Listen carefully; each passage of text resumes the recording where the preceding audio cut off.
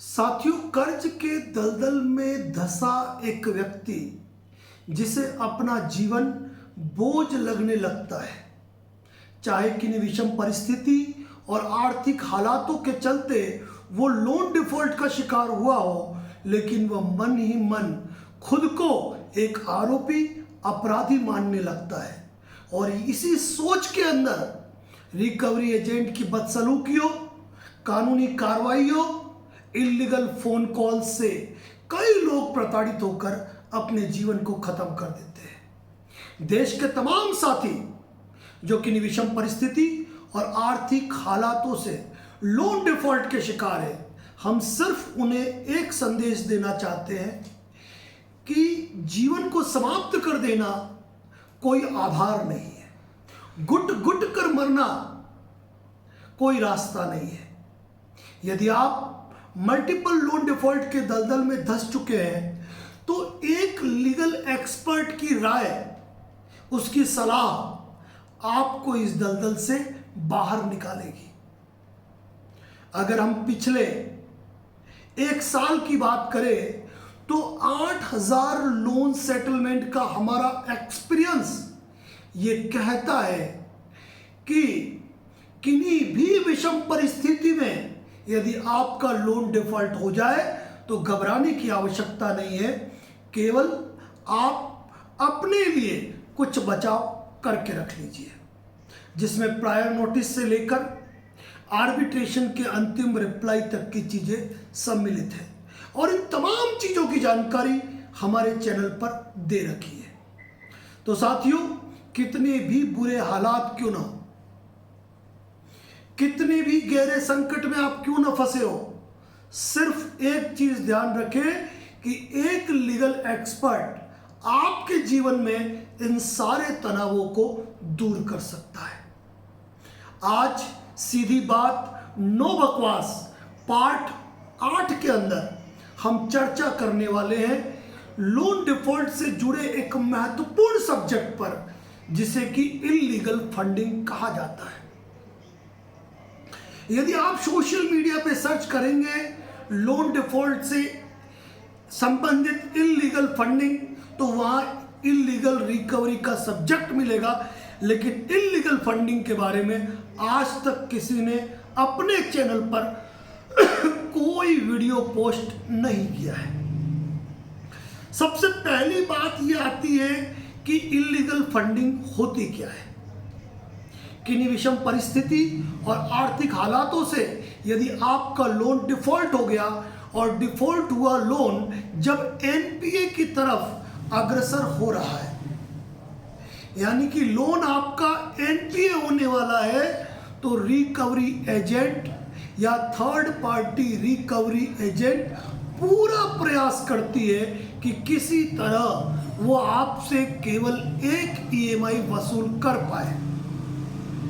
लेकिन जो ऑलरेडी परेशान है, मल्टीपल लोन के दलदल में धंस चुका है, वो कहां से ईएमआई पे करेगा। और ऐसी स्थिति में क्रेडिट कार्ड के मैटर में बैंक रिकवरी एजेंटों द्वारा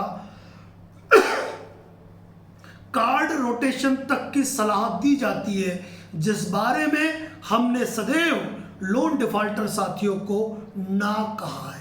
ना मतलब ना, क्योंकि रिकवरी एजेंट केवल अपने इंसेंटिव, अपने टारगेट अचीव करने के लिए कार्ड रोटेशन आपको करा देंगे, लेकिन कभी आप किसी बैंक के कस्टमर केयर पर फोन करके पूछिए कि क्या क्रेडिट कार्ड का रोटेशन करना चाहिए। बिल्कुल भी नहीं, क्योंकि क्रेडिट कार्ड का रोटेशन आपको कर्ज के गहरे रसातल में इतना उतार देगा कि आपका ड्यूज बढ़ते बढ़ते इतना बढ़ जाएगा कि आप सोच भी नहीं पाएंगे। तो यहाँ न केवल ये बैंक को लॉस है, अपितु लोन डिफॉल्टर को भी लॉस है। और इसी तर्ज पर है इल्लीगल फंडिंग। लेकिन उस इल्लीगल फंडिंग से न एनबीएफसी को कोई सरोकार है न बैंक को, क्योंकि उनकी बैंक में बाहर का पैसा आया और जमा हो गया। जब आप लगातार लोन पे नहीं कर पा रहे हैं, लोन आपका एनपीए होने वाला है। ऐसी स्थिति में रिकवरी एजेंट ने साम दाम दंड भेद सभी नीतियों को अपना लिया और सभी नीतियों को अपनाने के बाद भी जब वह आपसे फूटी पाई कलेक्ट नहीं कर पाए, देन वह करते हैं फंडिंग। अब ये फंडिंग आपके अकाउंट में जमा हो रही है। ये हो सकता है पूरी ईएमआई जमा करा दे, या हो सकता है आधा अमाउंट जमा करा दे, क्रेडिट कार्ड के मैटर में मिनिमम ड्यू जमा करा दे। अब कई लोगों का कहना ये होता है कि सर हमारे अकाउंट में पैसा जमा कराया तो अकाउंट में तो हमारे गया, तो हमारे लिए तो अच्छी बात हो गई। लेकिन एक चीज ध्यान रखिए कि आपका लोन एनपीए की ओर जा रहा था और एनपीए की तरफ गया हुआ लोन जिससे आप सेटलमेंट करना चाह रहे थे, चूंकि आपका लोन एनपीए कैटेगरी से बाहर आ गया और अकाउंट में फंडिंग होने पर जो 90+ डीपीडी होती है वह 0+0 डीपीडी हो जाती है। ऐसी स्थिति में जब आप ये सोच रहे थे कि मेरे लोन का सेटलमेंट हो जाएगा, अब उसके लिए आपको इंतजार ही करना है। यदि आपके अकाउंट में कोई रिकवरी एजेंट, थर्ड पार्टी या कंपनी से जुड़ा कोई व्यक्ति आपके खाते में इलीगल फंडिंग करेगा तो वह अपने यूपीआई से कभी नहीं करेगा, वह कैश ट्रांजैक्शन करेगा। और इस मैटर में यदि कोई ऐसा करता है तो आपकी प्राइवेसी के साथ खिलवाड़ हुआ, आपके अकाउंट नंबर साझा हुए और आपके अकाउंट में एक अनाधिकृत राशि थर्ड पार्टी द्वारा जमा कराई गई। ऐसी स्थिति में ये हमारा सजेशन होता है, हमारा व्यक्तिगत सजेशन होता है अनुभवों पर आधारित, कि आपको उस बैंक, उस एनबीएफसी की मेल आईडी पर इलीगल फंडिंग का जो ड्राफ्ट है वो आपको कंप्लेंट फाइल करना चाहिए, ताकि अगली बार कोई रिकवरी एजेंट आपके घर पे रिकवरी करने आए तो पहले बोल सकते हैं कि पहले मेरे खाते में पैसा किसने जमा कराया, मुझे उसकी डिटेल दी जाए। और यदि आप मेल आईडी पर कंप्लेंट फाइल करते हैं तो जब तक आपकी कंप्लेंट का निराकरण, निस्तारण, डिसीजन नहीं हो जाता है, तब तक कोई भी रिकवरी एजेंट आपके साथ रिकवरी एक्ट नहीं कर सकता है, और करता है तो आप उसको डायरेक्ट आरबीआई की गाइडलाइन में कवर कर सकते हैं।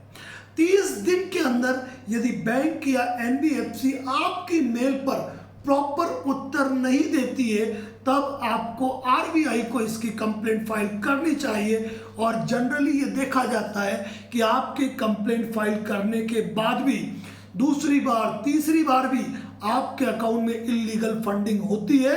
और यदि आपने लगातार हो रही इलीगल फंडिंग की कंप्लेंट यदि आपने की तो आप खुद देखेंगे कि एनबीएफसी